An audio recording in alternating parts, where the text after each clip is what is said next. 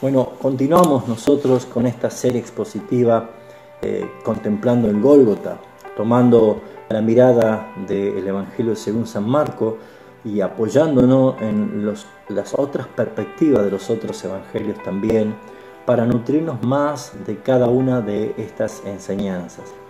Y es muy importante para nosotros también poder disfrutar, como lo dije desde la primera exposición, ya no con el peso y la carga de cómo llegamos a Cristo, ya no como con ese dolor y esa oscuridad que traíamos por causa de esa condenación hasta que nos encontramos con Él, sino que ahora ya podemos contemplar con más detenimiento, con más detalle, y asombrarnos y deleitarnos y glorificar algo que no se puede fingir. Exaltar y glorificar no se puede fingir. Cuando sale de un corazón genuino y sincero por el arrepentimiento y el agradecimiento, es cuando se ha manifestado la luz de Cristo en nuestras vidas. Por eso es que es importante, para que todo lo que estamos estudiando y contemplando el Gólgota en esta cuarta parte de esta serie, que podamos nosotros reposar en la palabra, en el espíritu de la palabra, y dejarnos llevar por el Espíritu Santo de Dios, que nos trae esa convicción y que nos lleva a nosotros a tener una mayor seguridad. Y hoy nos toca en esta cuarta parte la exposición del versículo 39 del Evangelio según San Marcos. Solamente el versículo 39. ¿Por qué el versículo 39 solamente? Bueno, hay tantas cosas para aprender y poder exponer acerca de este nuevo personaje que se introduce en la historia. El centurión. El centurión. Vamos a leer y luego vamos a tratar de ir punto por punto observando lo que hace referencia a este nuevo personaje que es presentado aquí. El centurión romano. ¿Qué pasó con él? ¿Y qué es lo que nosotros podemos aprender de este hecho? Dice el versículo 39. Y el centurión, que estaba frente a él, viendo que después de clamar había expirado así, dijo: verdaderamente este hombre era hijo de Dios. Llama mucho la atención lo que Marcos relata y resalta. Después, dice, después que clamara expirando así. ¿Así cómo? ¿De qué forma? Lo primero que tenemos que saber nosotros es que los centuriones, para llegar a ese rango, comenzando como la milicia, como un soldado desde un comienzo, tenía que pasar muchos años de experiencia, de batallas ganadas. Había que ganarse ese lugar. La palabra centurión viene de la palabra centus, que significa 100. Era un general o un capitán encargado de 100 soldados. En Roma, en aquel pretorio, había en ese momento aproximadamente unos 60 centuriones, entre los cuales se puede deducir que había más o menos 6.000 soldados. No en el Gólgota, sino al servicio de Roma en aquel lugar. Pero este centurión estaba a cargo de 100 soldados, y probablemente no haya sido necesario de que todos los centuriones, o cada vez que había la crucifixión de algún malhechor, tuviesen que ir a una guardia de 100 soldados a cargo de un centurión. Es muy probable que simplemente hayan sido las guardias de capitanes de soldados, que a veces llegaban hasta 4 o 5 personas, soldados por reo que eran crucificados. Este no era algo común, primero por la gran turba de gente, la multitud de gente que se había agolpado, por el ambiente tan tenso que se había visto, y por la orden directamente desde Pilato, después de haber negociado con Anás, Caifás, todo el Sanedrín, incluso todo el pueblo, la multitud que pedía a gritos que crucificaran a Jesús. No cabe duda de que este centurión tuvo que recibir órdenes directas de Pilato para que escoltase a estos tres, pero especialmente a este que era diferente a todos, que era Jesús.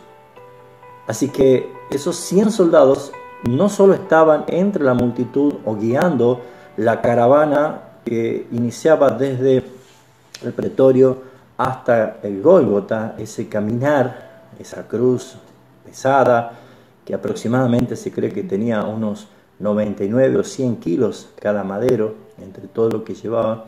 Ya hemos visto nosotros iniciando esta serie cómo Simón de Cirene tuvo que ayudarlo, luego de haber padecido Jesús y haber agotado todas sus fuerzas, porque allí era demostrado que Jesús era 100% humano. Bueno, vemos nosotros de que es muy probable que se ocupó 12 soldados para la escena de la crucifixión. Eran 4 para cada una de las 3 cruces. Y es lo que nosotros podemos contemplar, que si había un centurión es porque habían 100 soldados, así que es muy probable que los demás soldados estaban rodeando el Gólgota, más que nada para contener o prever algún tumulto más con la multitud. Todo esto es importante poder nosotros entender, poder también mirar y contemplar estos datos del Gólgota. Pero es curioso, citando nosotros en el versículo 39, dice, y el centurión que estaba frente a él hizo una tremenda declaración, que lo más lógico sería que quienes tuvieran que declarar eso eran sus discípulos, los discípulos de Jesús, aquellos que habían compartido 3 años y medio con Jesús. Era muy probable que era lo lógico que los discípulos o los apóstoles hubieran hecho eso, pero ellos lo acompañaron solamente hasta el Getsemaní, porque nosotros vemos en el capítulo 14, versículo 50, que dice, entonces todos los discípulos, dejándole, huyeron. Allí queda solo Jesús.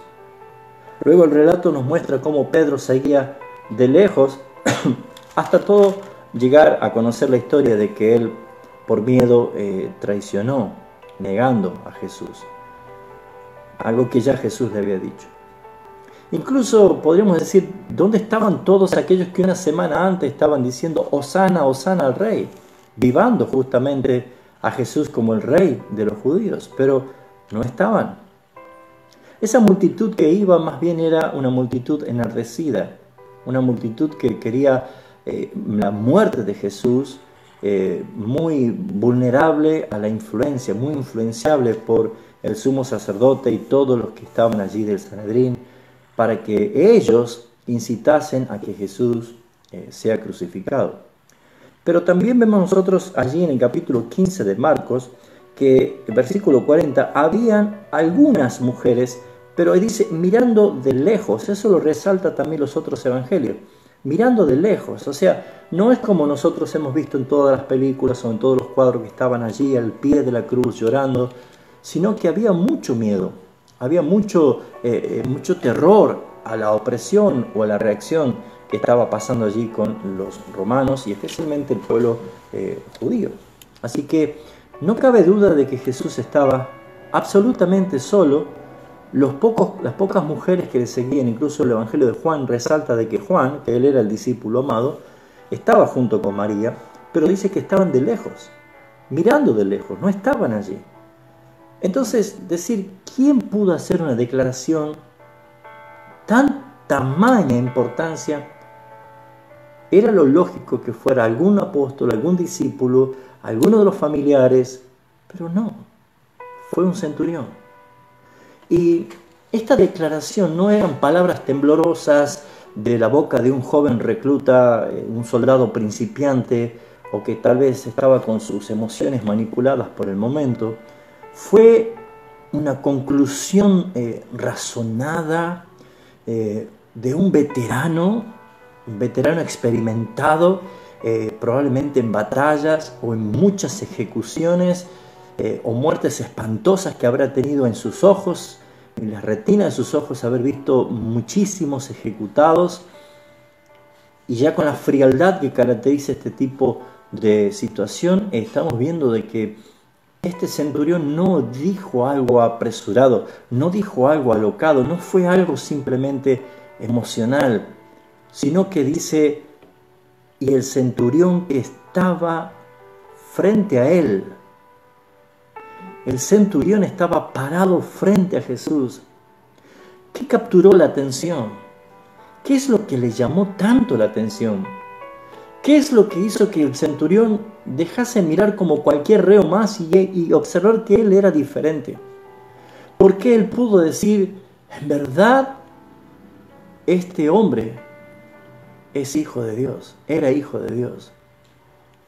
Algunos especulan diciendo que lo hizo más que nada o como una confesión o simplemente expresando palabras de una experiencia extraña para él sin saber quién era.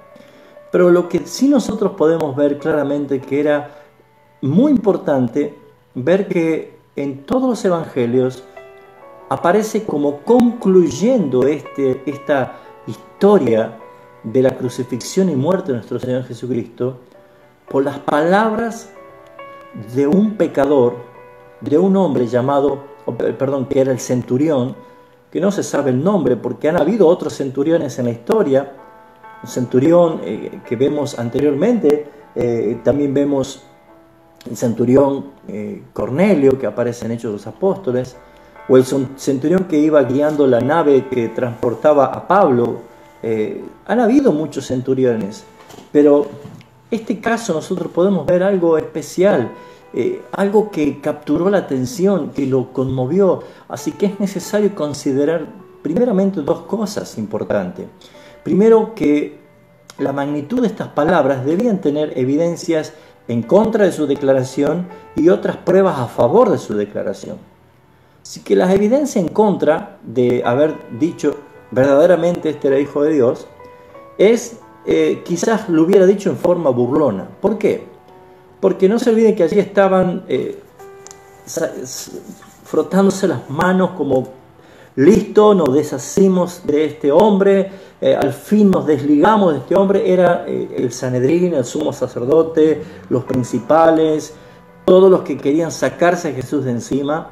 Y probablemente si fuese una declaración burlona, él estaba diciendo más que nada para resaltar y hacer enojar aún más a aquellos que habían llevado a Jesús, y que resalta que era por envidia, porque ellos temían al pueblo y porque estaban viendo la popularidad de Jesús. Pero es probable que el centurión haya dicho esto, pero eso sería un argumento en contra de esta declaración. Pero las pruebas a favor de que él verdaderamente, porque es lo que resalta dijo verdaderamente, este hombre era hijo de Dios. ¿Por qué atribuye a Jesús divinidad? ¿Por qué atribuye a este reo, a este condenado a muerte, divinidad? Al decir que era hijo de Dios, estaba relacionando ese suceso de muerte directamente con Dios. Así que aquí sí vamos a necesitar aplicar la perspectiva de contemplar el Gólgota desde también los otros evangelios, para poder ver los argumentos a favor que llevan a hacer a este hombre a poder tener una fuerte conclusión de lo que acababa de declarar. Según algunos historiadores contemporáneos de aquella época, dicen de que este centurión verdaderamente se convirtió, puesto que él tuvo un cambio radical en su vida y que luego se juntaba con los cristianos en la primera época. Son historiadores, no podemos ver algo que la Biblia no lo dice, pero claramente nos enfoca en este personaje. Pero yo creo principalmente de que nadie puede decir que Cristo es el Hijo de Dios si no es revelado por el Padre. Y como la Biblia responde a la Biblia, alguien ya dijo esto cuando Jesús dijo y preguntó: ¿qué dicen la gente que soy yo?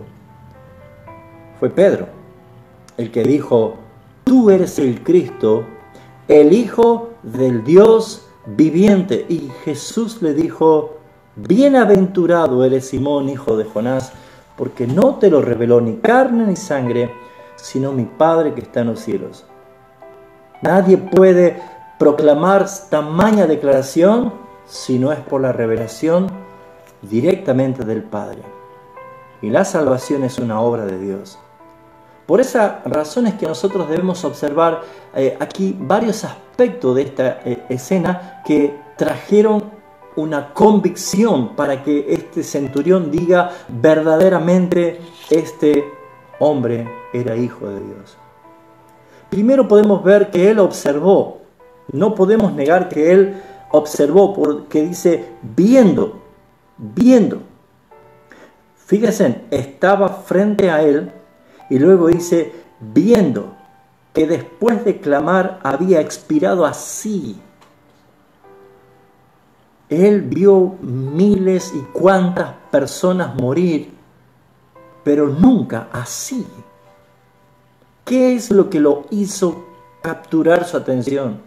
Allí no había ningún arcángel, ningún ángel dando un mensaje. Allí no hubo ningún Juan el Bautista predicando en ese lugar. No se levantó ni Pedro ni ninguno de los apóstoles bajo de la cruz para decir, Él es el Cristo anunciado por los profetas. No había nadie. Había silencio, había oscuridad desde la hora del mediodía. Pero ¿qué es lo que pasó? ¿Qué es lo que hizo que el centurión estuviese contemplando? Primero, él vio y oyó cosas que no podía negar que él era diferente. Jesús era diferente. Y vio la respuesta de Jesús frente a la injusticia que se le obligó justamente a soportar los malos tratos de sus propios compatriotas.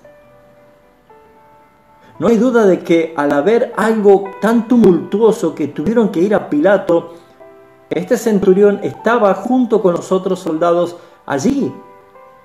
Pero él pudo ver cómo Jesús sobrellevó diferente a todos la acusación de su propio pueblo. Su propio pueblo dando la espalda, su propio pueblo pidiendo por Barrabás y su propio pueblo diciendo crucifíquenle. Nadie puede mostrar una actitud como Jesús. Jesús deslumbró a este centurión.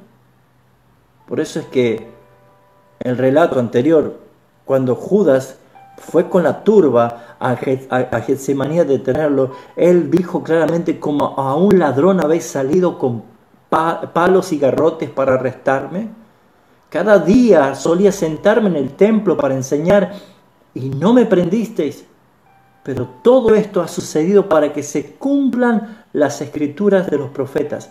Mis queridos hermanos, Jesús no estaba negando lo que estaba pasando, estaba cumpliendo, porque Él es el cumplimiento de todas las cosas. Así que no podemos nosotros negar que lo que pasó allí impactó a este centurión. Si lo habrá presenciado o lo habrá sabido o le habrán dicho, no lo sabemos, pero la Biblia resalta de que esto sucedió y mis hermanos, lo que está registrado en la palabra es para que se pueda publicar a todo el mundo. Tal vez también sorprendió la respuesta de Jesús frente a la tortura que quizás el mismo centurión y todos los soldados afligieron su vida con los golpes, con tanto rigor, con tanta dureza, golpeándoles de puños, trompadas en su rostro, arrancándoles la barba, como dice la palabra, dándole latigazos, escupiéndole, mofándose y divirtiéndose. Claramente dice que le habían desnudado, le habían despojado de su ropa, le pusieron un manto de escarlata, una corona de espinas que habían tejido los soldados, le pusieron sobre su cabeza, le golpearon con una caña, lo hicieron arrodillarse,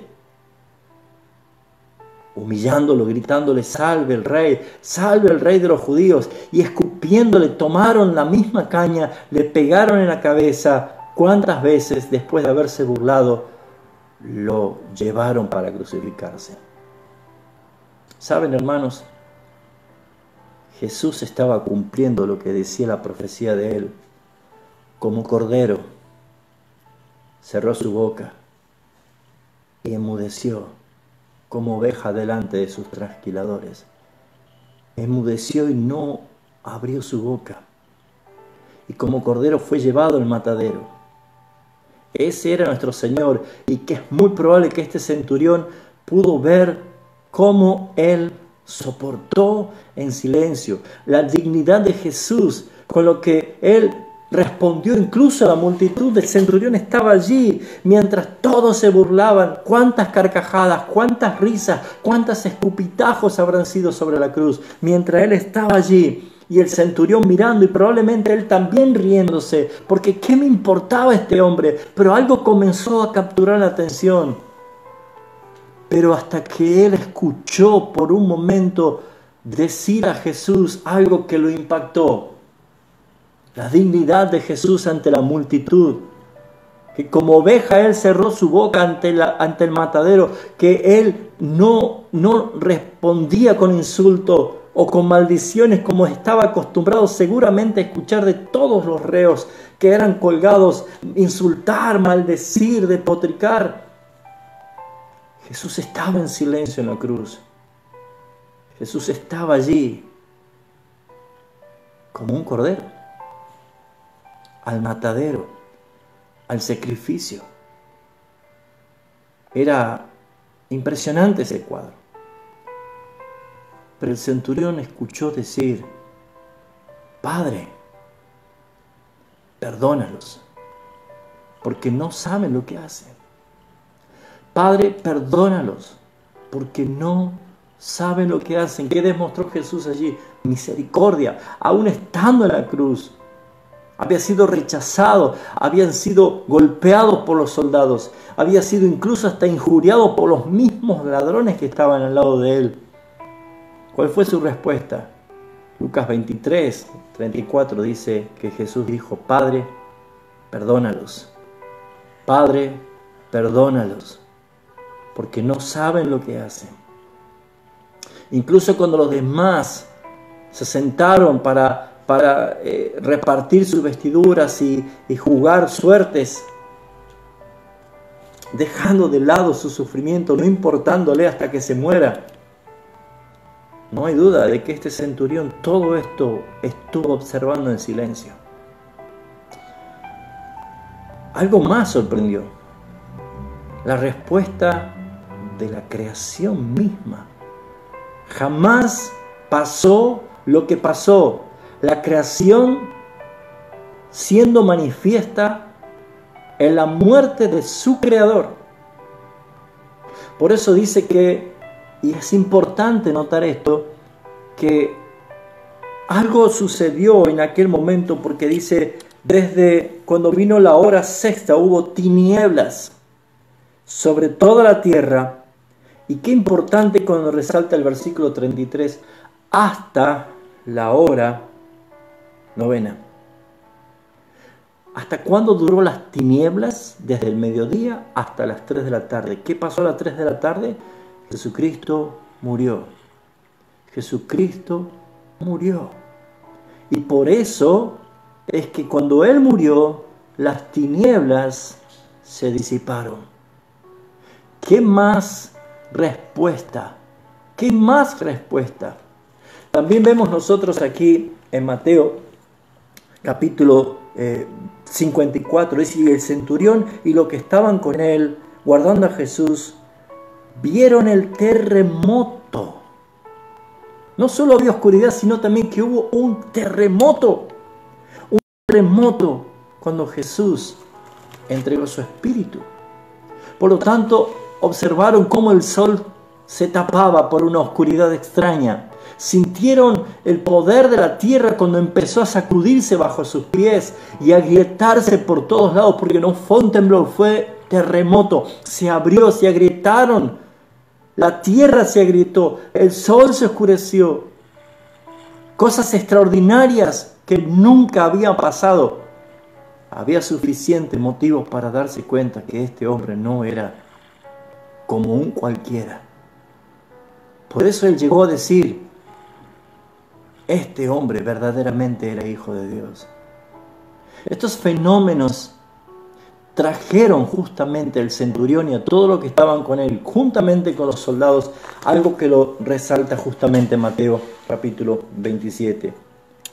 Dice, versículo 50, mas Jesús, habiendo dicho otra vez, clamó a gran voz y entregó su espíritu. Y aquí que el velo del templo se rasgó en dos, de arriba abajo, y la tierra tembló y las rocas se partieron, y se abrieron los sepulcros, y muchos cuerpos de los santos que habían dormido se levantaron.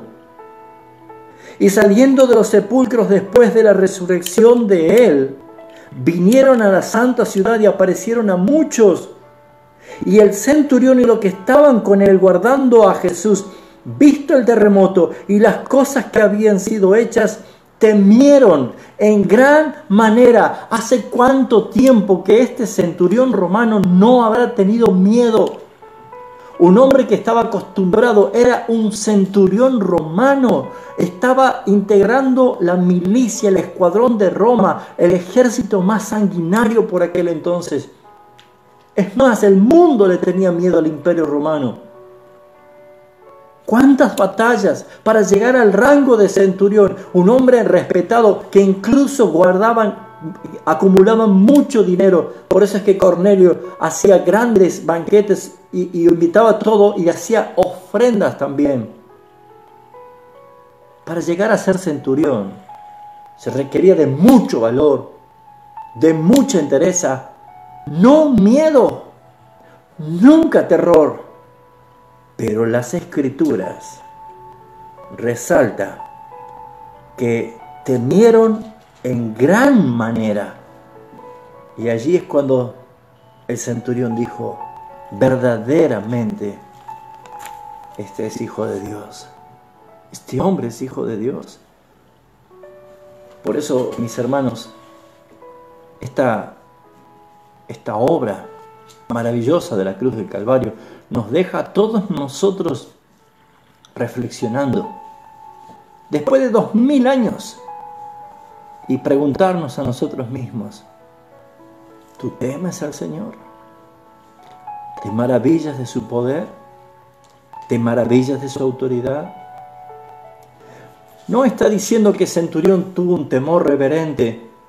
Probablemente entendió que él era hijo de Dios y tuvieron terror probablemente a un juicio de Dios, a una reacción de Dios. Acababan de ver no solo a un hombre que jamás se resistió a subir a la cruz, que jamás insultó, que jamás estuvo profiriendo maldiciones ni venganza, sino que por sobre todas las cosas Jesús voluntariamente se ofrecía y le extendía su mano para que pusiesen sus clavos allí. La luna y el sol y las estrellas y toda la creación no son ajenos a su Creador.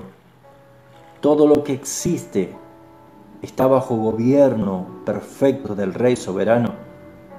Así que las tinieblas, el terremoto, las rocas que se partieron, no es otra cosa más que una respuesta divina. No podemos aseverar si es ciertamente qué es lo que quiso decir o lo que pasó allí. Solamente nos dice la Biblia lo que pasó. Tenemos que tener cuidado de caer en las especulaciones, que era el diablo con todos los demonios allí oscureciendo y viendo ese lugar. Tenemos que tener cuidado de hacer especulaciones de qué estaba pasando, si estaba de luto la tierra, si estaba triste la tierra. Pero lo que no cabe duda es que si Simón de Cirene se convirtió simplemente por llevar la cruz de Cristo sin haberle visto o haberle escuchado, ¿qué si Dios quiso salvar al centurión con esta obra de su naturaleza? ¿Qué si la Biblia dice: los cielos cuentan tu gloria y el firmamento anuncia tus obras? No debemos maravillarnos de que si esto fue simplemente para salvar un alma, gloria a Dios, para que su confesión pública retumbase en aquella montaña del Gólgota, quedando todos atónitos sin saber lo que había pasado.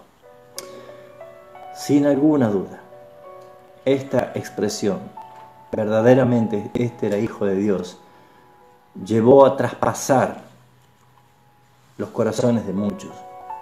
Porque saben, hermanos, qué testimonio tan contundente fue el de nuestro Señor Jesucristo en obediencia al Padre. Por eso, mis hermanos, tenía razón de tener miedo. Tenía razón porque lo que estaba viendo no era algo común. No era algo común y corriente como experimentaron de otras veces. No era común. Era una ejecución fuera de lo común. Porque jamás hubo oscuridad, terremoto, jamás las piedras se abrieron, jamás los sepulcros se abrieron, jamás se rasgó el velo en dos de arriba abajo por alguien que moría comúnmente. Esta muerte no era común.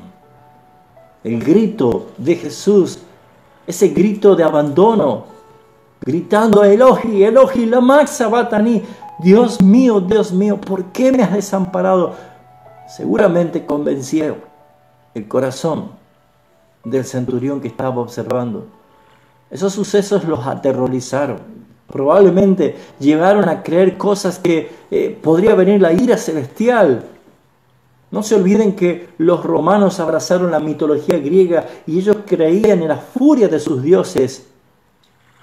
Y si este era el Dios de los judíos, y si esta era la reacción del Dios de los judíos, y si este era realmente el Hijo de Dios, ¿en qué problema nos acabábamos de meter? No lo sé. Pero ellos temieron en gran manera porque qué increíble lo que comprendió este hombre. Él podría haber dicho, ¿hemos matado al Hijo de Dios? Dios mío, qué terrible. ¡Qué error habrá pasado por su cabeza! ¿Habrá estado él escuchando cuando Pilato negociaba con el sumo sacerdote y todo lo que estaban allí? Y Pilato le dice, ¿pero qué haremos con este hombre? No podemos derramar sangre inocente. Y ellos dijeron, sea su sangre sobre nosotros y sobre los hijos de nuestros hijos hasta una cuarta generación. Flavio Josefo dice que en los 70 años, cuando Tito invadió Jerusalén, sitió la ciudad, destruyeron los muros y el templo, no había lugar donde poner cruces para matar judíos. No había lugar, fue una muerte tremenda. Y saben, hermanos, es probable que el temor y el gran temor que dice, ese terror habrá despertado también en Centurión a observar con mayor pasión lo que estaba pasando allí. Porque no era una ejecución común, era fuera de lo común. Había un poder fuera de lo común. No llegaron a esta conclusión debido al anuncio de un mensajero o de un ángel o, como dije recién, algún apóstol que se parase o un profeta a hablar acerca de lo que estaba pasando, sino que surgió una conclusión directamente de los efectos respaldatorios del poder de Dios allí en el Calvario, porque ese era el lugar donde Dios se iba a proveer de un cordero para el sacrificio. El monte Moriah, que no permitió que Abraham sacrificase a Isaac, era exactamente el mismo lugar que luego se llamó Gólgota o monte Calvario o lugar de la calavera. Allí el Padre estaba ejecutando a su propio Hijo por causa de nuestros pecados, para limpiarnos, para redimirnos, para pagar la redención y el rescate de esa nación, de ese pueblo adquirido, escogido desde antes de la fundación del mundo. Por eso es que había un poder fuera de lo común. Había un poder sobrenatural actuando allí. Y había una confesión fuera de lo común. La confesión del centurión revela que algo de gran importancia, una importancia eterna. Vemos con toda claridad cómo Jesús, como el Mesías, el Hijo de Dios prometido, era entendido por él. Y como vuelvo a decir, nadie puede decir que Jesús es el Cristo, el Hijo del Dios viviente, el Mesías, si no le fuere dado por el Padre. Por esas razones que nosotros vemos como esta confesión del centurión romano no solo selló y garantizó la obra perfecta de la cruz, sino que él verdaderamente quedó impactado por esta señal. Quedó impactado por la naturaleza de esta muerte. Por supuesto que el grito de Jesús en la cruz lo hizo a él meditar, porque la muerte de cruz es una muerte por asfixia. Es una agonía lenta. Ya cuando está llegando al final, no puede alguien ni siquiera susurrar. Pero el grito y el desgarro de Jesús gritando, como lo registran los otros evangelios, consumado es. Y habiendo dicho esto, dijo: Padre, en tus manos encomiendo mi espíritu. Hermanos, ese grito, tetelestai, ese grito consumado es, como dije la vez anterior, no era un grito de agonía, no era un grito de angustia, no era un grito de derrota. Era el grito de gloria. Era el grito de satisfacción de haber cumplido el plan y el propósito eterno para nuestra redención, para nuestra salvación. El gozo puesto delante de Él lo hizo sufrir la cruz sin menospreciar el oprobio. Había un pueblo que acababa de comprar con su sangre. Ese pueblo, esa nación santa, esa amada iglesia, esa amada esposa que Efesios 5 dice que Él se entregó a sí mismo por ella, por su iglesia, para santificarla. Ese grito fue un grito de amor, fue un grito de victoria. Y el centurión escuchó. Nadie podía gritar así. Absolutamente nadie podía gritar así. Y saben, mis hermanos, todos morían después de muchas horas, tal vez a veces con días de agonía. Jesús a las 3 de la tarde, Él dijo: Padre, en tus manos encomiendo mi espíritu. Y esto demuestra claramente que la muerte no llevó a Jesús, sino que es Jesús que decidió morir. Él dijo: yo tengo potestad para poner mi vida y para volverla a tomar. Hermanos queridos, Jesús murió voluntariamente. Él quiso morir porque era la hora del sacrificio, la hora de la redención, la hora de que el sumo sacerdote, durante 1500 años de ritual, de levantar su cuchillo a las 3 de la tarde, teniendo él el último cordero del sacrificio, él decía: todo ha sido consumado, este es el último. Y entonces cortaba el cogote de aquel cordero y decía: consumado es, por un año más de perdón. Hebreos nos dice que Él, con un solo sacrificio, nos dio eterna redención. Es para siempre. Es para siempre. Por eso es que esta poderosa cruz es virtud del poderoso amor de nuestro Señor Jesucristo. Así que no dice más nada la Biblia qué pasó con este centurión. No dice si él fue un discípulo después. Lo que sí podemos saber es que Dios revela a quien quiere mostrar a su Hijo. Y si él pudo decir: verdaderamente este hombre era hijo de Dios, no cabe duda de que Dios reveló a su corazón quién era él. Así que, mis hermanos, ¿cómo podemos nosotros, después de 2000 años y contemplando la belleza de este Calvario, cómo podemos nosotros ver la bendita obra de redención? Primero, que el Señor también nos haya revelado a nosotros que Jesucristo es el Hijo de Dios, que Él es el Mesías.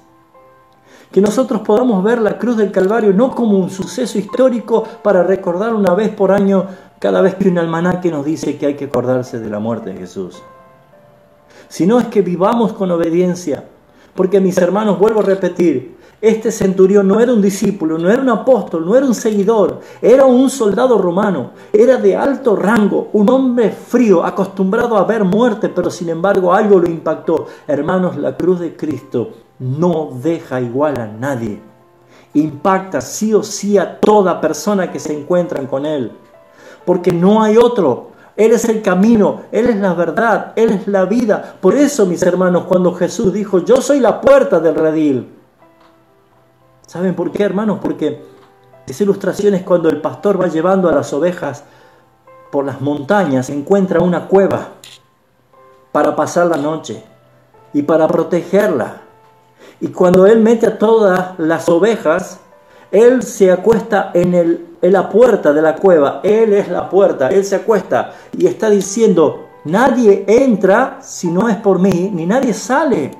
Él es la puerta, Él es el Cordero, Él es el camino. Hermanos, no hay otro evangelio, no hay otra buena noticia. No espere en este mundo ni de este mundo ni una sola buena noticia, porque las buenas noticias en este mundo son temporales, pero la noticia que viene del Señor es eterna y es para siempre, para los que hemos creído.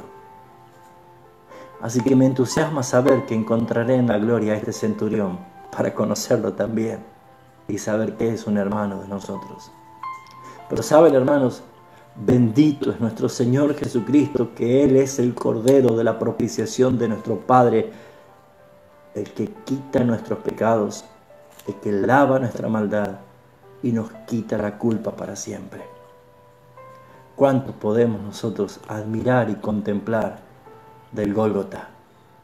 ¿Cuánto nosotros podemos empezar a ver con mucho más detenimiento?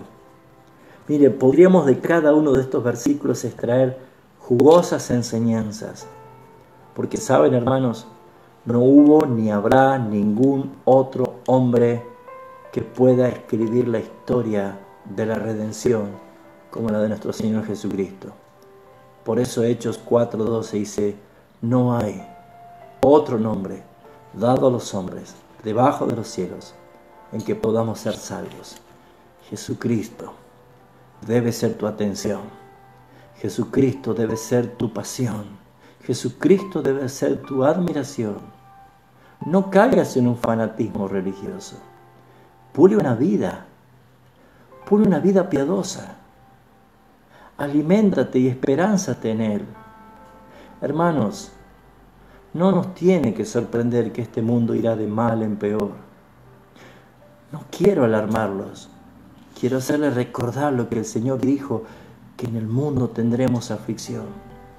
Las cosas no van a solucionarse de aquí. No va a haber un nuevo Mesías, no va a haber un Redentor de las naciones que traiga paz y prosperidad a este mundo. El mundo ya está bajo sentencia, pero hay un solo camino a la gloria, se llama Jesucristo. Y mientras tú te determines a vivir lejos de Él, pues eternamente vivirás lejos de Él. Hoy es día de volver al Señor. Hoy es día de ser deslumbrado por el Señor. Su cruz está vacía, pero su mensaje sigue hablando. El mensaje de la cruz es para la gloria del Señor. Por eso, mi hermano, mi hermana, y cuantos vean o escuchen este video, den gracias, porque no existía desde Adán ninguna posibilidad. Nadie más que Dios podía encarnarse y venir a este mundo a salvar nuestras vidas. No había otra posibilidad. No existe otra posibilidad. Hay un solo camino. Y ¿sabes? Es mejor abrazar por la fe hoy todo lo que Dios nos enseña, aunque para el mundo le parezca locura, o cuando alguno diga que esto no es verdad, o que es algo frío, que no tiene sentido. Tarde o temprano se darán cuenta cuando vean al Señor venir en su gloria, sentado en su trono. Ya no habrá oportunidad.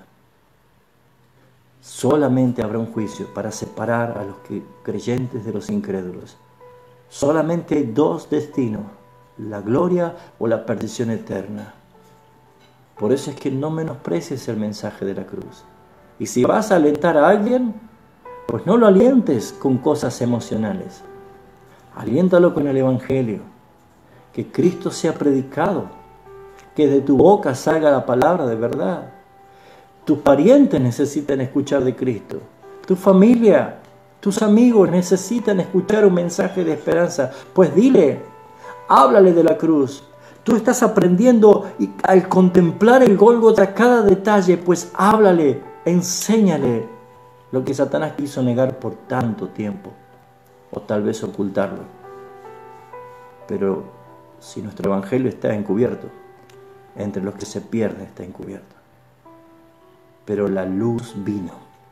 Él dijo, sea la luz, que brille la luz en las tinieblas. Oremos, hermanos, y glorifiquemos al Señor. Gracias, Padre Celestial. Gracias por la gloria de la cruz, por amarnos tanto. Gracias por perdonar nuestros pecados. No hay pecado imposible para ti. Tú perdonas a quien acude a ti arrepentido. A veces hay pecados dominantes, Señor, que no lo podemos sobrellevar, pero que nos avergüenzan y denigran nuestra condición humana cada vez más. Pero es que tú no creaste al hombre imperfecto, tú lo hiciste perfecto, y el pecado corrompió al hombre totalmente, llevándolo a una depravación total. Pero tu gracia, tu misericordia y tu plan perfecto desde la eternidad ha hecho posible de que Jesucristo sea el que nos dé una nueva vida, una nueva oportunidad para vivir una vida totalmente diferente. Señor, ¿cuántas personas ya no sonríen? Ni en este mundo no hay nada que les dé gozo. Pero cuando se encuentran con la cruz de Cristo, con la cruz del Calvario, Señor, cuando se encuentran allí con esta verdad, como este centurión que ni le importaba cuántas veces vio morir reos, pero esto fue diferente. Sus ojos y su atención estaban puestas en Jesús, para que al final de todo Él pueda decir, verdaderamente este hombre era hijo de Dios. Oh Señor, te ruego por nuestros familiares, te ruego por nuestros hijos, por nuestros amigos, por nuestros vecinos, por cada persona que conocemos. Como quisiéramos que tú los salves, Señor, pero utiliza nuestras vidas para contar lo que estamos viviendo. Recreando el Gólgota a través de tu Espíritu después de 2000 años es maravilloso, Señor. Por eso es que te ruego que bendigas a mis hermanos, que los levantes, que los hagas estar fuertes, Señor, en momentos difíciles. Que no bajen los brazos cuando estamos tan pronto a llegar a la meta. Porque hay coronas, Señor, hay coronas. Hay coronas para los que te aman. Y Señor, no es por nuestros méritos. Tú no nos calificas por lo que hacemos. El Padre nos ve en el amado y ya somos aceptos. Ya somos aceptos.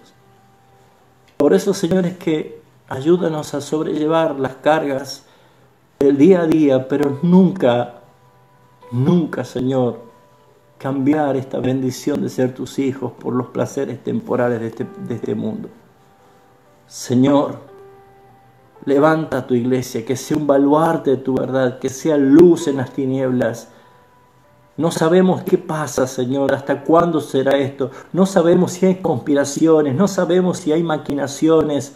Señor, no sabemos qué pasa en el mundo, pero sí sabemos que todo está bajo un control desde tu trono. Y nosotros no somos lo peor. Somos el pueblo escogido, la nación santa, el real sacerdocio. Por eso, mi Rey, mi Señor, que cuando tú vengas no nos encuentres con nuestra fe debilitada.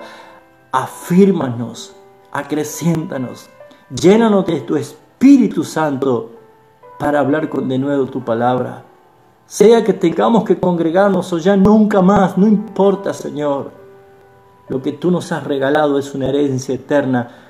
Y como dice tu palabra, no existe cosa creada, ni los cielos, ni la tierra, ni debajo de la tierra, que nos pueda separar del amor de Dios que es en Cristo Jesús. Ni la vida, ni la muerte, ni ángeles, ni principados, ni lo presente, ni lo porvenir, ni peligro, ni espada, ni tribulaciones, ni angustia. No hay nada, no existe nada, Señor, nada. Nada que nos separe de tu amor. Y aunque todo nos faltase, Tu amor es todo lo que necesitamos y lo tenemos, ya lo tenemos. Y te doy gracias, Señor. Te alabo, Señor, porque no merecemos tanto amor, porque no merecemos nada, pero sin embargo, tu amor nos abrazó y nos constriñe y nos llena, Señor, de esperanza. Bendice a mis hermanos, bendícelos, Señor. Que la gloria y la honra sea para ti, Señor Jesús. Amén y amén y amén.